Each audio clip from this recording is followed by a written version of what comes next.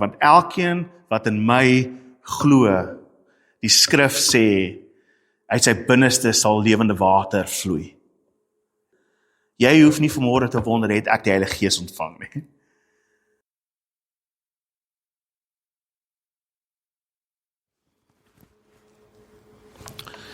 Julle kan so lank vir my blaai na Johannes hoofstuk 7. Johannes hoofstuk 7, die van julle wat julle Bybel saamgebring het, of op julle fone wil kyk. Rona, ek dink jy moet net die knoppie kom druk daarso om die noise cancellation aan te sit, hoor. Ja, hy moet aankom. Johannes hoofstuk 7, en soos wat julle kan sien, is ons nie in Romeine vandag nie.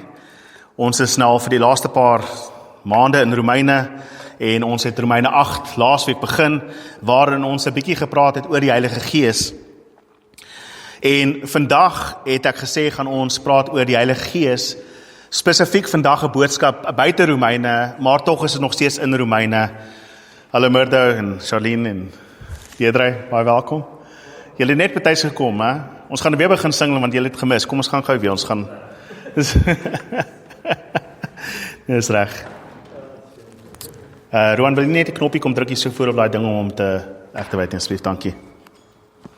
So Johannes hoofstuk 7, en toe Roan vanmôre so kyk na die slides en sê, is daar net 2 slides vandag. Want gewoonlik as ons lees ons baie, veral toe ons nou in Romeine was dit nogal heel wat gewees. Het gegaan. Hy moet groen wees. Dat is hy. Gewoonlik toe ons in Romeine was, het ons lang gedeeltes gelees, so vanmôre het ons bietjie van 'n korter gedeelte om te lees. Dis net 3 verse. En ons lees Johannes 7 vers 37 tot 39. En op die laaste dag, die groot dag van die fees, het Jesus gaan staan en uitgeroep: As iemand dors het, laat hy na my kom en drink.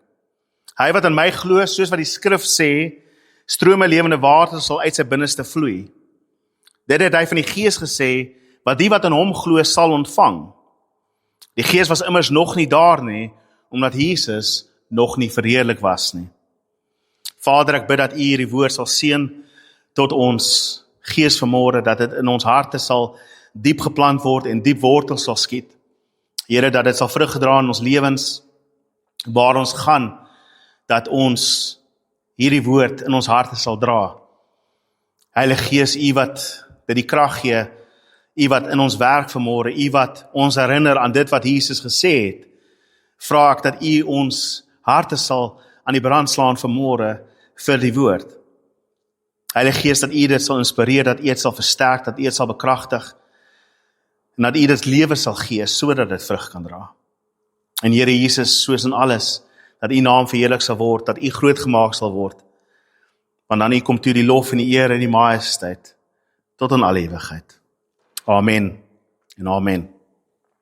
Nou, ons het hierdie jaar eintlik 'n paar keer gepraat oor die Heilige Gees en 'n paar keer gepreek oor die Heilige Gees. In Februarie, die eerste week in Februarie, het ons gekyk na die Heilige Gees en die persoon van die Heilige Gees. En so as julle wil gaan kyk wat ons daar gesê het, julle kan gaan kyk, gaan soek net die 1 Februarie se preek, dan sal julle sien oor die persoon van die Heilige Gees binne in die drie-eenigheid. En ek weet dit het 'n bietjie koppe deur mekaar gemaak, want ons weet nie altyd hoe om die drie-enige God te verduidelik nie. Daar is verskeie mense wat op verskillende maniere probeer om die Heilige Gees te verduidelik, of die drie-eenigheid te verduidelik met die Heilige Gees, en ek weet daar is baie onsekerheid, selfs by mense wat al lank gelowig is, mense wat vir jare al die Here ken, wat jare al kerk toe gegaan het, weet nie wie die Heilige Gees is nie. Hulle weet nie eens enigiets van die Heilige Gees nie. Hulle weet daar's 'n Heilige Gees, maar dis so half 'n grys area, ons is nie seker nie. En ek wil nou nie vandag weer preek wat ek in Februarie gepreek het nie, want dan gaan ons weer hierso wees vir 'n paar weke. Daar is ook 'n meer volledige reeks in 2017 gewees, van omtrent so 8 weke, waar ek oor alles oor die Heilige Gees praat, en dit is in audio beskikbaar as julle dit soek, maar julle kan ook maar net vra na die tyd. Maar dit is 'n moeilike konsep vir ons. En net om weer eens op te som wat ons in Februarie geleer het, die Heilige Gees is die derde persoon van die drie-enige God. En wat ons bedoel met die drie-enige God is, daar is net een God. En hierdie God bestaan van ewigheid tot ewigheid in 3 persone. Dat die Vader en die Seun en die Heilige Gees 3 persone is. Maar een God. Daar is nie 3 gode nie, ons aanbid nie die Vader apart van die Seun en die Gees nie. Daar is net een God. Wanneer ons bid en sê, God help my, dan vra ons vir die drie-enige God, help my. En dit sluit in die Vader, die Seun en die Heilige Gees. Maar ons moet ook versigtig wees dat ons nie hulle so een maak dat daar net een persoon is en dat ons praat van die Vader en die Seun en die Heilige Gees as dieselfde persoon nie. Wat ek daardeur bedoel is, ons sien dit baie keer in ons gebede, ons skuif so vinnig die gedagte, ons sê Vader, dankie vir die genade en dankie dat jy gesterf het op die kruis. Nee, die Vader het nie gesterf op die kruis nie, die Seun het gesterf op die kruis. En so, ons moet versigtig wees dat ons nie die 3 persone met mekaar meng nie. Nee, so kan ons nie sê, Jesus is my Vader nie. Nee, die Vader is die Vader, Jesus is die Seun, en die skrif sê, hy is daarom ons broer. So die verhouding wat ons met Jesus het, is dat hy ons broer is, en ons God is. Die verhouding wat ons met die Vader het, is dat hy die Vader is, en ons God is. Die verhouding wat ons met die Heilige Gees het, is dat hy die een is wat in ons woon, en ons God is. En hierdie 3 persone, alhoewel hulle afsonderlik geken word as persone, is net een God. En ek weet dit is deur mekaar. Ek weet, ons sukkel om dit te verduidelik. En daar is niks in die natuur wat jou gaan help nie. Ek weet party mense sê, maar kyk na eier. Daar's die dop, daar's die geel en daar's die wit, en saam is dit 'n eier. Nee, dit is nie hoe God is nie. Want jy kan die dop verwyder en nog steeds die ander 2 hê. Jy kan die geel uithaal en net die wit hê. Maar by God is dit nie so nie. God bly altyd een. Hulle kan nie geskei word nie. Die Vader, die Seun en die Heilige Gees is altyd saam van ewigheid tot ewigheid en kan nie van mekaar geskei word nie. Hulle is een God. Daar is net een God. Maar hoe is dit moontlik? Vra baie mense. Ons kan dit nie begryp nie. Selfs wanneer ons probeer kyk na onsself en sê, wel, ek as 'n mens kan sê dat ek siel, gees en liggaam is, en miskien kan 'n mens op 'n sekere manier sê dat die liggaam is soos Jesus, want Jesus het 'n liggaam gehad vir 'n tyd. Hy het nog steeds 'n liggaam wat hy op homself geneem. Die gees wat in ons is, en miskien is die siel soos die Vader. Nee, weer eens is dit nie hoe God is nie. Want weer eens kan ons die liggaam skei van die gees. En dit is reg dat God so, as ek nou 'n mooi woord kan gebruik, mysterieus is. Dat hy onverstaanbaar is. Hy is nie soos ons nie. Hy is nie soos enigiets in hierdie natuur en in die wêreld nie. Maar wat van hom geweet word, het hy geopenbaar in sy skrif. En die beste wat ons kan doen is om hierdie verskillende dinge in ons kop te probeer balanseer. En eendag sal ons alles sien. Maar vir ons doeleindes, God is een. Daar is 3 persone, die Vader, die Seun en die Heilige Gees. Hulle is nie van mekaar geskei nie, maar hulle is 3 persone in een wese. En vandag se fokus is spesifiek op die 3de persoon in daardie 3-eenheid, naamlik die Heilige Gees. Want waar die ander misverstand dikwels inkom in die Heilige Gees, is dat hy dikwels genoem word die Gees van Christus, of die Gees van God. As die Gees van die Vader in julle is, as die Gees van Christus in julle is. En veral in die Ou Testament het die mense die gedagte dat die Gees amper net die uitwerking van God se krag is. En sommige mense het die gedagte dat wanneer ons praat van die Gees van God, is dit nie noodwendig 'n ander persoon nie, dit is maar net om te sê dat die Vader of die Seun werk. En so het party mense wat half en half glo in 'n twee-enige God, die Vader en die Seun, en dan die Heilige Gees is net die krag tussen die twee van hulle. Weereens nee. Daar is sommige wat glo daar's net een God, en hierdie God stel hom voor in 3 verskillende persone. Partykeer is hy Vader, partykeer is hy Seun en partykeer is hy Heilige Gees. Nee, weer eens is die skrif duidelik daaroor dat hierdie Heilige Gees 'n 3de persoon is, afsonderlik van die Vader, afsonderlik van die Seun. Ons sien dit in ons teks vanmôre, en daar is regtig 3 hoofpunte binne in ons skriflesing vanmôre. Die eerste een is belangrik, dat Jesus die enigste een is wat jou dors kan les. Dit is Jesus wat die Heilige Gees vir ons gee. Die tweede punt wat gemaak word is dat die Gees soos lewende waters in ons sal wees. En laastens, dat die Gees eers gekom het, nadat Jesus verheerlik is. En ek dink dit is een van die moeilike gedeeltes in hierdie 3 verse wat ons vanmôre lees. Is daar die verduideliking van Johannes wat vir een of ander rede besluit is nodig om die volgende woorde te sê. Hy het gepraat van die Gees toe hy gepraat het van die lewende water. Maar die Gees het nog nie gekom nie. Die Gees was nog nie daar nie, want Jesus is nog nie verheerlik nie. Sien, Johannes kon geëindig het met, hy het gepraat van die Gees, en dit sou daar gestop het, en ons sou verstaan het wat hy bedoel. Maar hoekom uitdruklik hierdie woorde sê, want die Gees was nog nie daar nie, want Jesus is nog nie verheerlik nie. Ons weet self in Jesus eie woorde, in Johannes 16 sê, dit is voordelig dat ek weggaan, want as ek weggaan, dan sal ek die Heilige Gees stuur. As ek nie weggaan nie, kan die Heilige Gees nie kom nie. En so daar is definitief 'n skeiding tussen die twee in daardie sin, dat Jesus gaan weg en die Gees kom. Wanneer Jesus na die Vader toe gaan, dan ontvang hy die Gees en die Gees kom en werk onder ons. Hy is die helper wat saam met ons is. So hy is nie die Vader nie, hy is nie die Seun nie, hy kom na die Seun. Die Heilige Gees is nog nie daar nie. Beteken dit dat die Heilige Gees nie bestaan het voor die tyd nie? Nee. Dit is waar die Ou Testament vir ons baie onduidelik raak. Ons kyk na die Ou Testament en ons sien so baie dinge van die Gees van God. Ons dink aan natuurlik in die begin, en die Gees het oor die waters gesweef. Die Heilige Gees is daar. Die eerste keer wat ons regtig in die Ou Testament sien dat iemand met die Gees gevul is, dis nie eens Abraham nie. Die eerste persoon wat ons lees wat met die Gees van God gevul is op een of ander manier waarin die Gees is Josef. Daar word van Josef gesê deur die Farao, ek sien die Gees van God woon in hierdie man. Nou sommige mense kan argumenteer en sê, ja, maar die Farao het nie eintlik geweet waarvan hy praat nie. Maar Josef is die eerste een van wie daar gesê word die Gees van God is in hom. Ons lees dit van Josua. Wanneer Josua gekies word om die volk te lei, sê God vir Moses, kry vir jou Josua in wie die Gees van God is. Ons sien die Gees van God is in Moses, want wanneer God die Gees op die 72 ouderlinge uitstort, sê hy dat hy die deel gevat van die Gees wat in Moses was en uitgestort op die ander 72. Daar word gepraat van Dawid en wie die Gees was.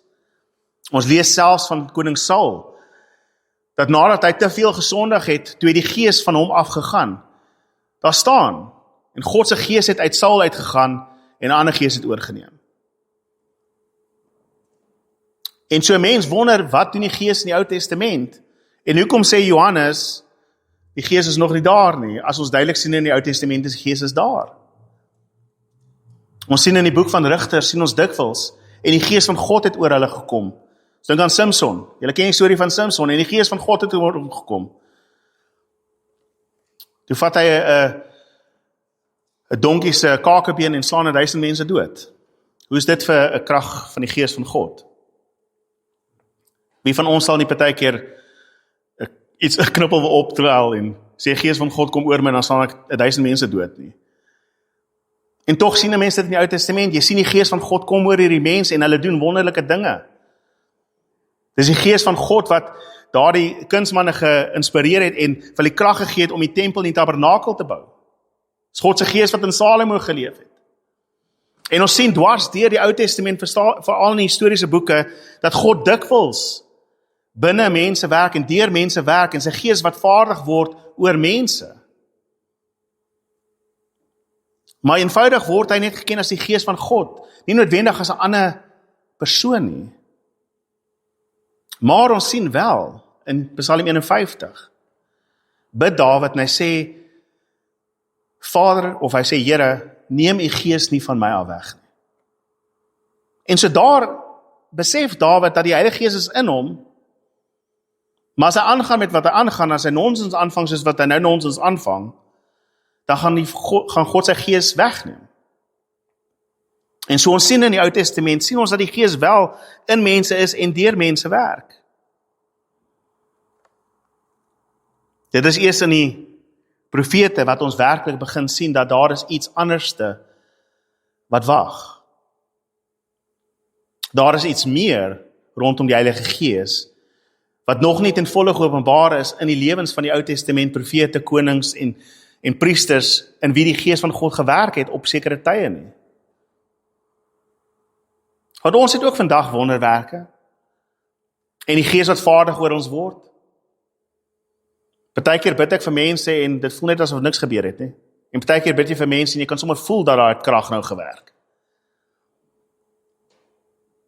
En ons besef die feit dat daar sekere tye is waar die gebou geskit word en waar God se Gees uitgestort word op 'n besonderse manier en herlewing uitbreek en allerlei dinge gebeur en wonderwerke vind plaas en mense kom tot bekering.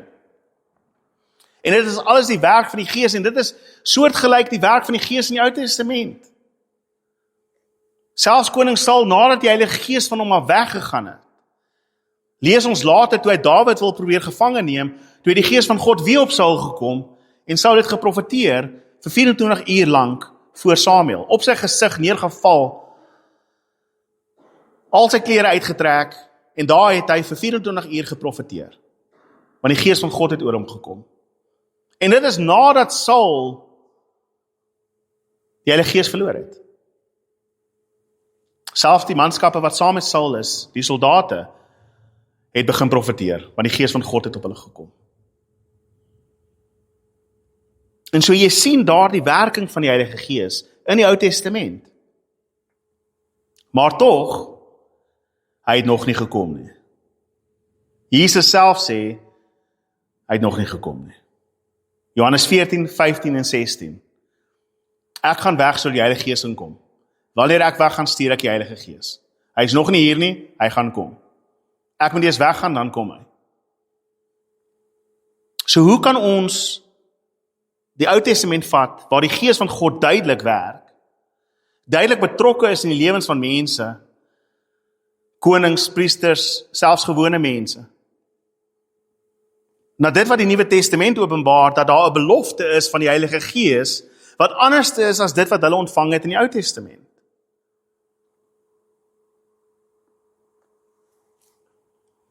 Want gaan dit net oor die kragtige werking van die Gees, die wonderwerke, die spreek in tale, die profeseë? Is dit die fokus van die Heilige Gees in die Nuwe Testament? As dieselfde ding in die Ou Testament gebeur het, wat is die Nuwe Testament se rede dan?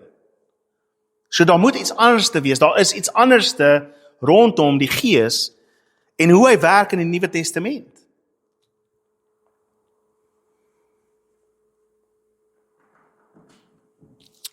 Toe Moses op die berg was met die 72 ouderlinge.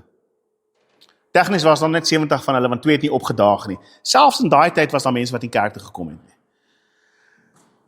Dit nadat God gesê het, ek gaan iets besonders doen in julle midde, roep al die 72 ouderlinge bymekaar. En 2 van hulle daag daai dag nie op nie. Prys die Here. 2 van hulle daag nie op nie, hulle bly in die kamp. God neem, en daar staan, ek neem van die Gees wat in Moses is, en ek gaan dit op hulle plaas, sodat hulle dieselfde Gees kan hê en dieselfde leiding kan gee. En so wanneer dit gebeur, begin hierdie 70 manne te profeteer. Hulle begin in ekstase van God se werke te vertel, hulle is duidelik word, hulle amper kan 'n mens sê, gedoop met die Heilige Gees. En iets besonders gebeur in daardie gedeelte, die 2 wat nie opgedaag het nie, begin in die kamp te profeteer. Hulle is nie daar nie, maar hulle begin nog steeds te profeteer daar. En die mense kom na Moses toe en sê, of hulle kom na Josua toe en sê, luister, ons het 'n probleem, daar's 2 ouens wat heeltemal deur mekaar geraak het in hierdie kamp. Hulle is besig om dinge te doen wat ons nie verstaan wat aangaan nie. Josua sê vir Moses, ons moet hulle gaan stilmaak. Hierdie ander 2 wat nie opgedaag het nie, ons moet hulle gaan stilmaak. Waarop Moses sê, ek wens elke persoon het die Gees van God ontvang, en elke mens profeteer. En Moses besef daar iets wat ons moet besef in die Nuwe Testament. Hy besef daar al, dat die volk van God kan nie werklik die volk van God wees, sonder die Gees wat in hulle is nie, en onder hulle werk nie. Want Moses besef daar, Dit is net die 70 en daai 2 wat daar is. En so vir hulle wat by die huis is, die gees van God gaan op hulle ook wees. Daarom kan ek bid, of hulle hier is of daar is, dis dieselfde gees wat hulle sal seën, soos wat hy ons hier seën. Maar Moses besef, ek wens, almal het geprofeteer. Ek wens almal het die gees van God ontvang. Want sonder die gees van God, besef ons in die Ou Testament, dit was onmoontlik vir hulle om gehoorsaam te wees aan God. En dit is waar ons 'n bietjie in Romeine inkom. Julle sal, as jy die laaste paar weke van Romeine gekyk het, sal julle weet waarvan ek praat hier. Selfs laasweek se boodskap in Romeine 8 vers 1. Dit is die gees wat in ons werk. Dit is 'n nuwe gees wat in ons werk om gehoorsaam te wees aan God. Die belofte word gebring in Esegiel 36 vers 27. God maak hierdie belofte, hy sê, en daardie dae sal ek my gees in hulle binneste gee. Ek sal daarvoor sorg dat hulle my vaste voorskrifte volg en dat hulle my bepalings nakom en uitvoer. Sien, dit is die verskil tussen wat hulle het en wat gaan kom. Want terwyl die gees in Saul se lewe is, het Saul nog steeds aangehou doen wat hy moes gedoen het en gesondig en uiteindelik die gees verloor. Dawid was bang dat hy die gees van God gaan verloor. Die res van die volk het nie eens die gees van God in hulle gehad nie, en al wat hulle gehad het is 'n dooie godsdienst met wette, wat hulle probeer om beter te maak, maar uiteindelik niks kan doen nie. En die belofte wat God gee in die tyd van die profete is, daar kom 'n dag, wanneer ek my gees in hulle binneste gaan gee, en hulle gaan verander. Die profesie in Joël 2 vers 28 is die bekendste een van die profesieë, en Petrus haal dit aan op Pinksterdag wanneer hy sê in Handelinge, dat dit wat julle nou sien is wat Joël van gepraat het, dat in die laaste dae sal ek my gees uitstort op alle vlees, en almal sal profeteer, en almal sal my gees in hulle hê.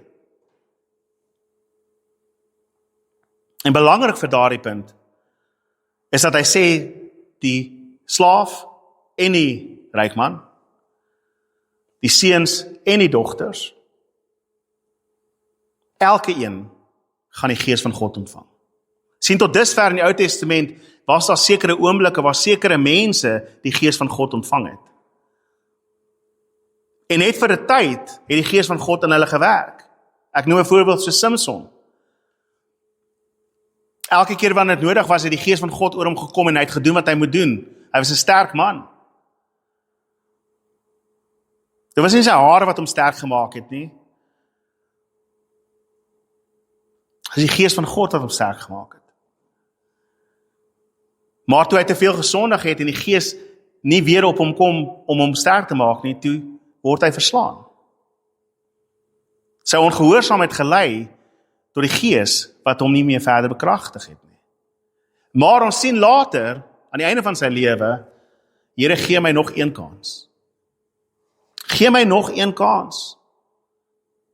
En die gees van God kom oor Samson en hy breek daar die tempel af. En so daar is oomblikke waar die gees in hulle lewens werk. Maar dit is nie goed genoeg nie. Want hulle bly nog in hulle sonde. Hulle bly nog soos wat hulle is.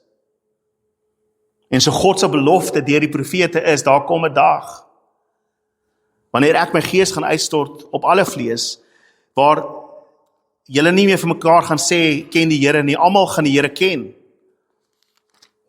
Ons het laasweek ook gelees, dat daar besonderse werk is van die Heilige Gees in die lewens van gelowiges, wat beloof word, wat nog nie gekom het nie. En daarom, sê Johannes, dat die Gees wat hulle sal ontvang, soos lewende water sal wees, wat uit ons binneste uitborrel. Die Gees wat nog moet kom. So dit is nie dat die Heilige Gees nie daar is nie, maar dat die Heilige Gees in die Ou Testament nie gewerk het, soos wat hy nou in die Nuwe Testament werk nie. En dit is belangrik dat ons besef, dit gaan nie hier oor die gawes en die kragte en die wonderwerke en die genesings en dit is absoluut deel van die werking van die Heilige Gees. Dat ons profeteer, dat ons in tale spreek, dat ons allerlei wonderwerke verrig. Dit is deel van die Gees en die krag wat in ons werk, maar dit is nie die hoofrede vir die koms van die Heilige Gees nie.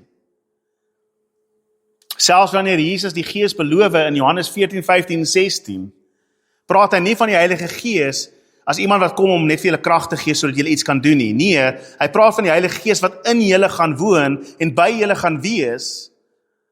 Veral in Johannes 14 sê hy dat die wêreld kan hom nie ontvang nie, want hulle sien hom nie en hulle ken hom nie. Julle ontvang hom, want hy is by julle en hy gaan in julle wees. Daar is 'n ander beweging van die Gees in die Nuwe Testament, wat nie in die Ou Testament daar was nie. En dit is dat die Gees in ons is.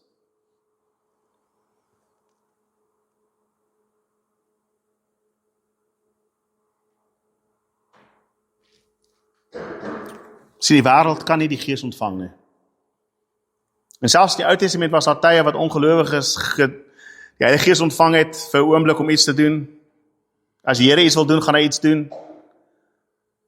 Maar hierdie ontvangs, julle sal die Gees ontvang, is iets meer besonders as ek word gedoop in die Heilige Gees en ek kry hoendervleis en ek voel een of ander energie in my lewe. Partykeer dink ons ek het nie die Heilige Gees ontvang nie, want ek voel nie hierdie energie en hierdie krag waarvan party van die mense so praat nie. Ek weet nie of julle al partykeer gewonder het, is ek nog gered, want ek voel nie die Gees nie.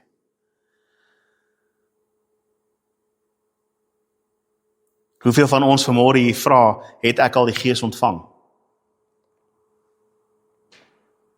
Ek dink party van ons dink ons het nie die Gees ontvang nie. En ek dink dit is ongelukkig dat ons partykeer praat van die doping van die Heilige Gees en die kragtige werking van die Heilige Gees as die primêre rede hoekom hy gekom het op Pinkster. En dit is deel van dit. Dat die Gees ons bekragtig om die werk voort te sit wat Christus begin het. Dat ons moet uitgaan.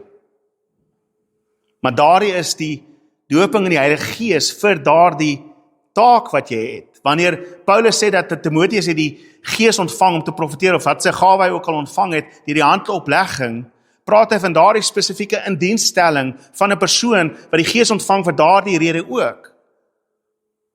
Maar dit is nie die primêre rede vir die Heilige Gees nie. Die primêre belofte en die boodskap in die Ou Testament wat deurkom na die Nuwe Testament is, ek sal my Gees in julle binneste plaas, en uiteindelik die groot verbond, ek sal julle God wees en julle sal my mense wees, want die enigste manier hoe jy God se mens kan wees, is as sy Gees in jou leef. Daarom lees ons dat elkeen wat sê Jesus is Here, het die Gees van God. Hulle wat nie sê Jesus is Here nie, het nie die Gees van God nie. So elkeen van ons, as jy glo in Christus, ontvang die Heilige Gees, en het die Gees ontvang.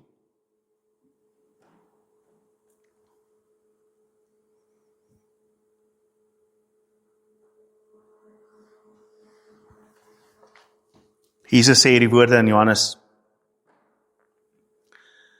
Hy sê, die wat in my glo, soos die skrif sê,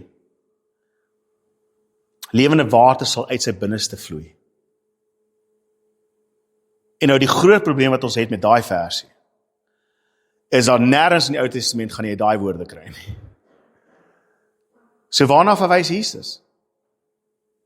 Jesus sê, die skrif sê, dat hulle wat glo,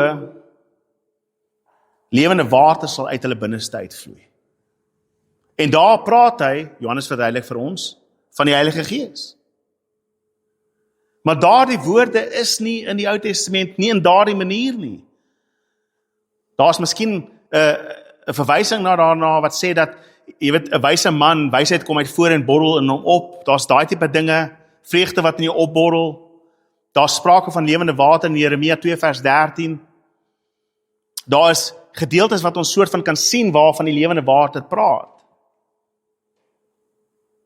Maar hierdie woorde self is nie spesifiek so in die Ou Testament nie. So waarna verwys Jesus? Waarna verwys Jesus as hy sê die skrif sê dit? Een van die naastes, sê nie die woorde nie, maar dit het die idee van lewende water. Is in Sagaria 14 vers 8 tot 9. Hy sê in daardie tyd sal daar vars water, kan ook lewende water wees, uit Jerusalem vloei. Die ene helfte na die oostelike see en die ander helfte na die westelike see.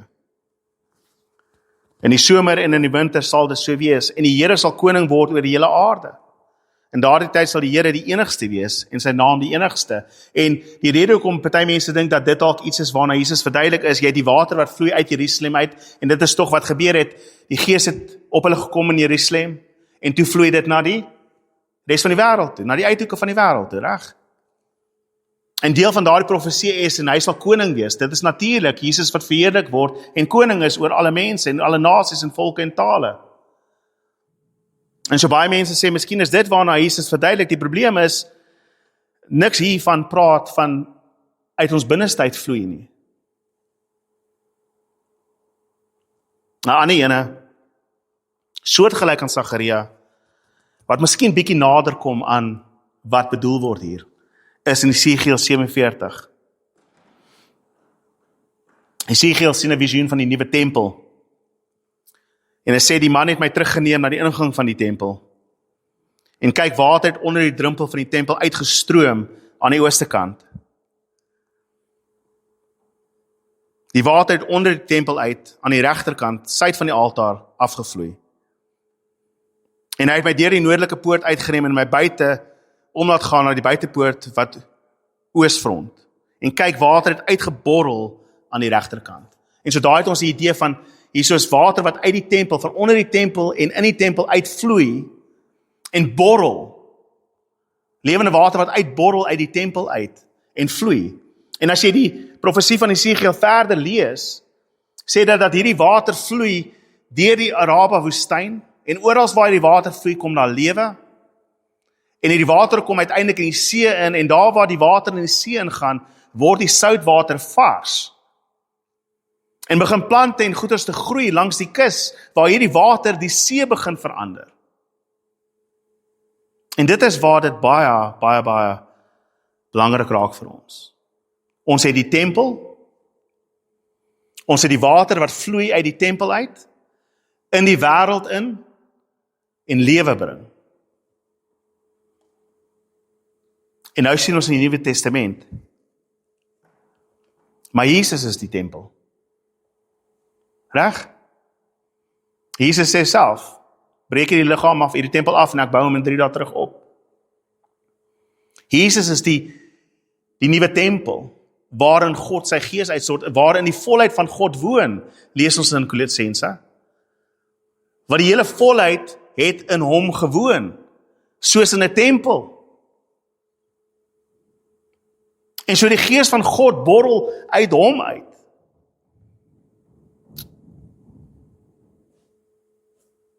Daar is hy. Is daar nog nie ingekom nie. Die gees van God borrel in Christus uit.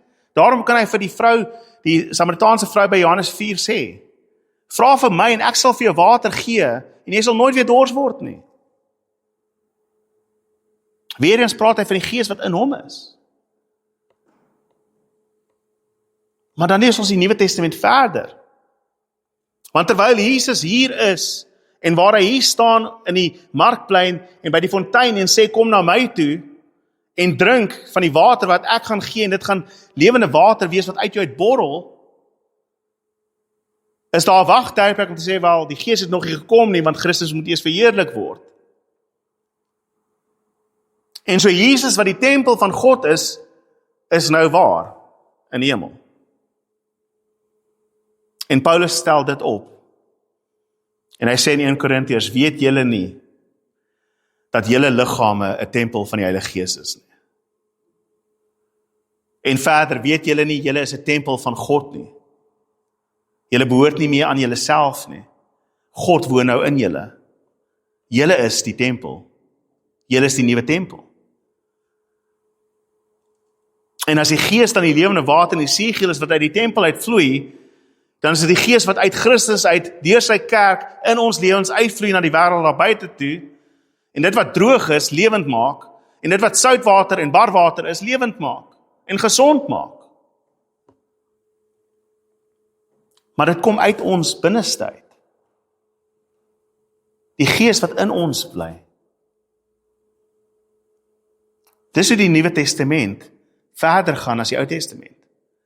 Want in die Ou Testament is dit die Gees wat kragtig op mense se lewens werk om iets te doen. Maar in die nuwe bedeling is die Heilige Gees wat in ons werk om ons eerstens te verander en dan om die wêreld te verander. Kan julle die verskil sien tussen die Ou Testament en die Nuwe Testament?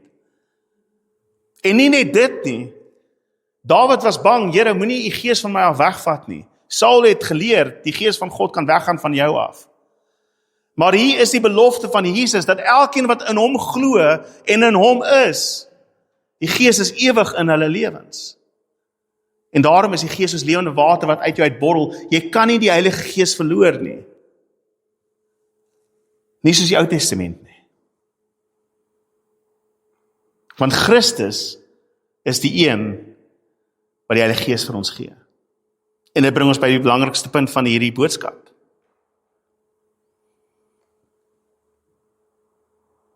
Kom na my toe, almal wat dors is. Dors na wat? Dors na geregtigheid. Dors na daardie begeerte om meer te wees as wat ek is. Want o genade, ons is, soos Paulus uitroep in Romeine 7, ek is 'n ellendige mens, wie sal my red van hierdie doodsbestaan? Hierdie aanhoudende, ek sondig, dan vra ek vergifnis, dan doen ek dit, dan sondig ek weer, en ek kan net nie regkom nie.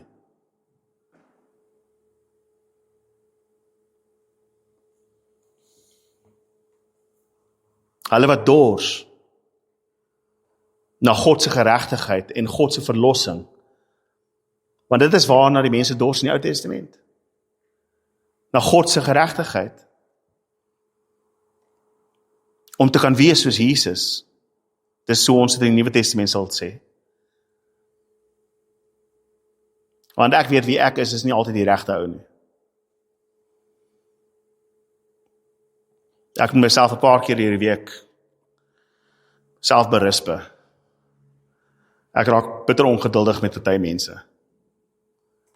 En die oomblik as ek klaar is, dan besef ek, daai dooie mens skop nog so nou en dan hoor. Maar ek het hierdie sekerheid, dat die Gees van God nie buite ons is, en buite my is nie, maar dat God sy Gees in my hart geplaas het. In Romeine 5 het ons dit die eerste keer gelees.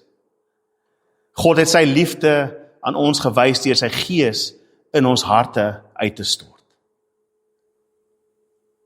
Die Heilige Gees wat in ons is. Ons sien dit in Romeine 8. Dat daar iets verander in ons menswees. Ons is nie meer wie ons was nie, ons is nie meer wat ons was nie.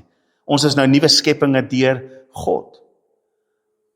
En sy Gees het hy in ons harte uitgestort. Lees hoe sê hy dit in Efesiërs 1 vers 13. Efesiërs 1 vers 13, dit is van die wonderlikste woorde wat jy gaan kry in die Bybel. In hom is julle, dit is nou Christus.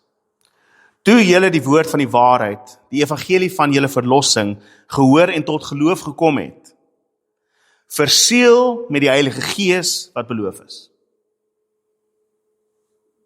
Die Gees is die waarborg van ons erfenis, om ons los te koop as God se eiendom tot lof van sy heerlikheid.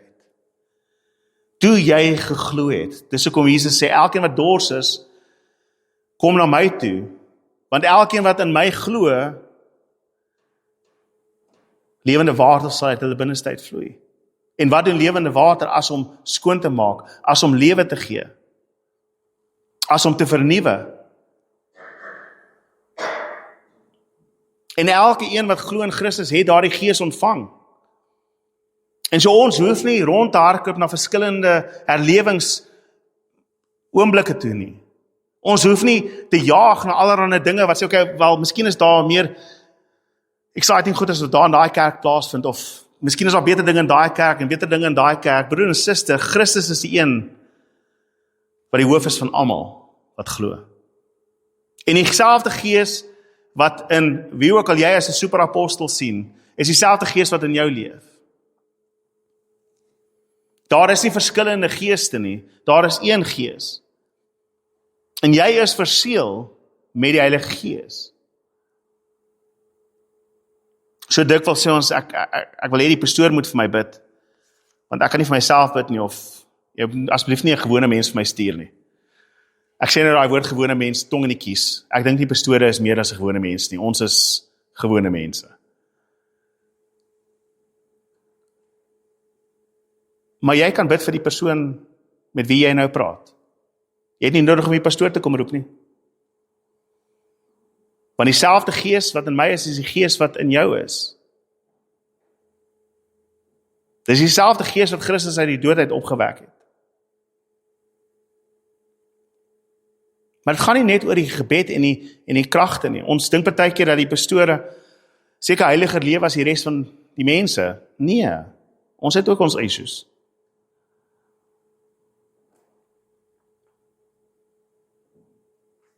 Hoekom is sekere mense heiliger as ander mense? Wel, jy sien net die gedeelte wat jy sien. Jy sien nie al die ander goeders nie. Maar ek weet dat die Here is nog nie klaar met my nie. En ek dink dis die grootste troos wat ek in hierdie lewe kan hê. Die Here is nog nie klaar met my nie. Hy is nog nie klaar met jou nie. Al is jy 80. Hy is nog nie klaar met jou nie. En die Here is besig om in jou te werk in 'n manier wat hy nie eers met Moses gewerk het nie. Dink daaraan. Moses wat wou gegee het om te kon sien en ervaar wat ons ervaar.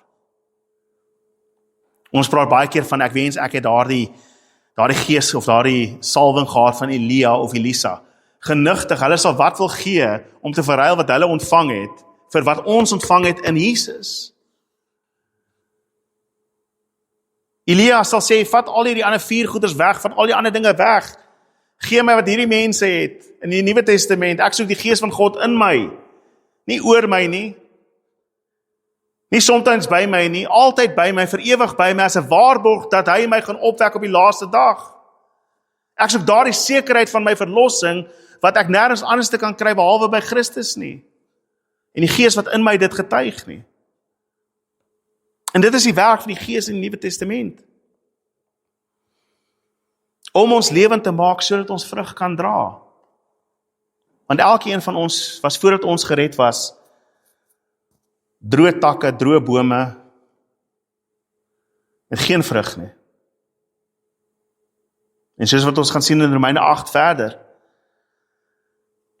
dit is die Gees van God wat die waarborg is van ons verlossing, wat ons help in ons swakheid.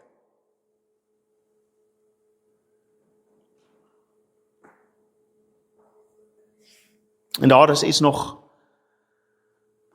meer, asof dit nie genoeg is nie.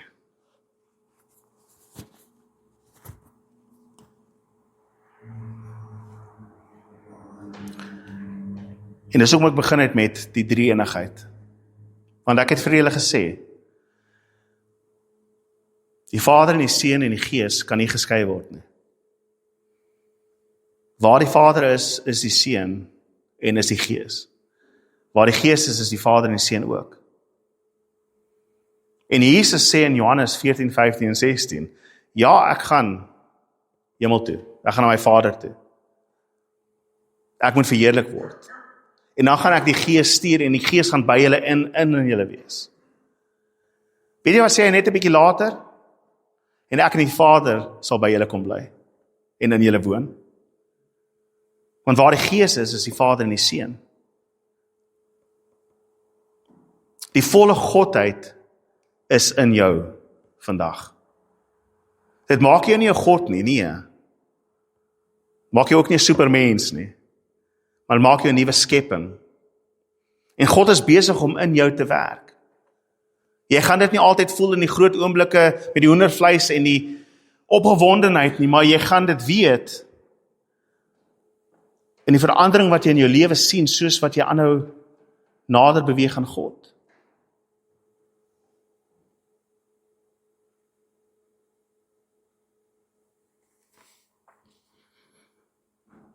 Die Heilige Gees is nie daar vir ons om te eet en te gebied nie. Hy is daar om ons te verander, om soos lewende water in ons binneste op te borrel. In die eerste plek, sodat ek en jy lewend kan word, want die Here weet ons moet baie keer lewendig word. Maar dit is sodat hierdie waters kan vloei uit die tempel wat God inwoon, ek en jy. Na wêreld daar buite, 'n droë woestyn en 'n bar see, sodat ons die wêreld rondom ons kan verander.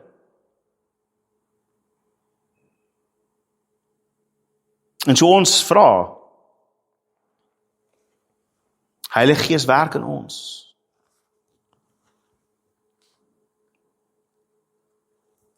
En daar is net een persoon wat vir jou die Heilige Gees sonder mate, sonder terugkeer gee, en dit is Jesus Christus. Hoe ontvang jy die Heilige Gees vanmôre? Moet ek jou hande op julle lê vanmôre om die Heilige Gees te ontvang? Moet ons gou eers 3 liedjies sing, dit opwen, kom ons raak eers opgewonde? Nee. Glo jy in Jesus vanmôre? Joekie, glo jy? Het jy die Heilige Gees ontvang? Absoluut. Ben jy glo jy? Die Heilige Gees ontvang. Ja, daar's oomblikke van handoplegging vir bedieninge en sulke dinge, maar broer en suster, jy hoef nie vanmôre te wonder, het ek die Heilige Gees ontvang nie. Dit is so maklik, want elkeen wat in my glo, die skrif sê, uit sy binneste sal lewende water vloei. En daardeur bedoel hy wat? Die Heilige Gees wat hy aan ons gegee het, wat ons ontvang het in sy naam. En ons gaan volgende week sien, ek kan nie wag vir volgende week sien, in Romeine 8 nie. So ek gaan die tagline vir jou gee. Want die Gees van God getuig saam met ons gees, dat ons kinders van God is. En dit is die belangrikste ding in ons lewens. Amen. Kom ons bid. Vader, ek bid aan u seën en die genade, Here, oor elkeen vanmôre hier. Here, mag ons besef dat elkeen van ons wat glo in Christus, die Heilige Gees as belofte ontvang het.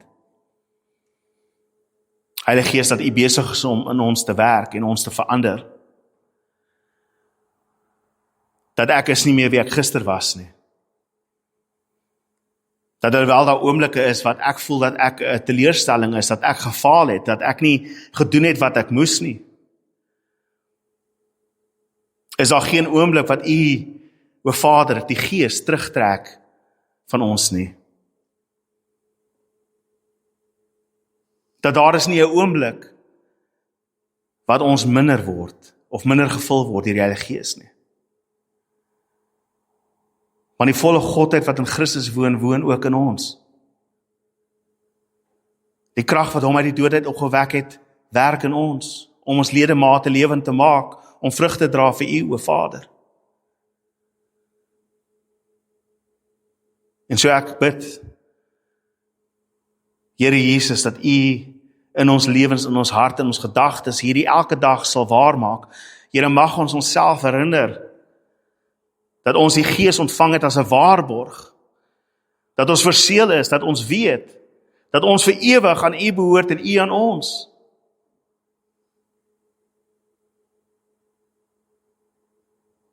So werk kragtig in ons, o Here, om ons te verander, om te wees soos Jesus. Ek dank u, Vader, vir daardie genade wat ons ontvang het. Ek dank u, Jesus, dat u gedoen het wat nodig is, wat ons nie kon gedoen het nie. En dat u die Gees vir ons gestuur het. En ek dank u, o Heilige Gees, wat in ons werk en ons verander, en ons leer van die Seun, en leer van die Vader, en ons alles leer wat ons moet weet. Wat in ons harte werk, wat 'n nuwe wet in ons harte geplaas het. Lei ons, leer ons, dra ons, Here.